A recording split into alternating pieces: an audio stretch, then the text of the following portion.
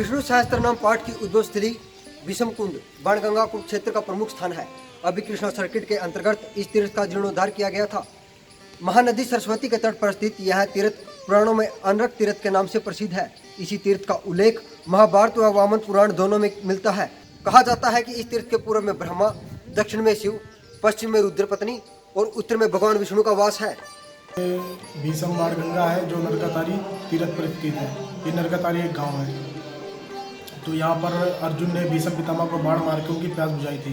बाणगंगा यही प्रकट हुई थी। कई दूर दूर से लोग आते हैं, हर एक रात से यहाँ दर्शन करते हैं। मतलब चारों धाम की यात्रा करने से अगर यहाँ यात्रा की जाए तो यात्रा सफल मानी जाती है। क्या महत्व है? ये अमावस्या, पूर्णिमा और सूर्य ग्रह के मेले पे यहाँ स्नान करने से जो आदमी के पुरोहित होते हैं उनकी वो पुण्य हो जाते हैं। मतलब लौकिक आख्यान इस तीर्थ का संबंध भीष्म पितामह से जोड़ते हैं। कहा जाता है कि कौरव की ओर से 10 दिन तक महाभारत युद्ध लड़ने के पश्चात अर्जुन के बाणों से घायल होकर इसी स्थल पर भीष्म पितामह बाणों की शरशरैया पर लेटे रहे तथा सूर्य के उत्तरी गोलार्ध में आने के पश्चात यह उन्होंने अपने प्राण त्यागे।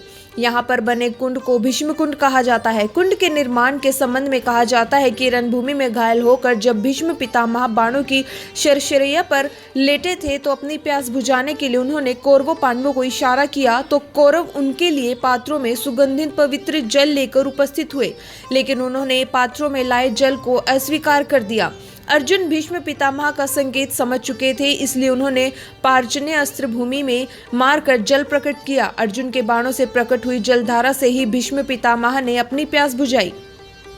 महाभारत युद्ध की समाप्ति पर हस्तिनापुर में राज्य सिंहासन ग्रहण करने के पश्चात भगवान श्री कृष्ण की सलाह पर युधिष्ठिर ने इसी स्थल पर आकर भीष्म पितामह से राजधर्म एवं अनुशासन की शिक्षा ग्रहण की। महाभारत के अनुसार महात्मा भीष्म के श्रीमुख से उन उपदेशों को सुनने के लिए पांडवों के अतिरिक्त आसित, देवल, व्यास जैसे महर्षि एवं अन्य ऋषिगण उपस्थित थे। महात्मा भीष्म द्वारा प्रदत्त इन अपूर्व उपदेशों के संकलन के कारण ही महाभारत को समस्त भारतीय वाङ्मय में वह स्थान प्राप्त है जो इसे विश्व के अनमोल साहित्य निधि में स्थान दिलाता है। वास्तव में कुरुक्षेत्र भूमि में भगवान श्री कृष्ण के मुख से निसृत गीता तथा भीष्म पितामह द्वारा दी गई ज्ञान, धर्म एवं अनुशासन की शिक्षाएं इस भूमि को धन्य करती है। यह तीर्थ सरस्वती के तट पर स्थित है।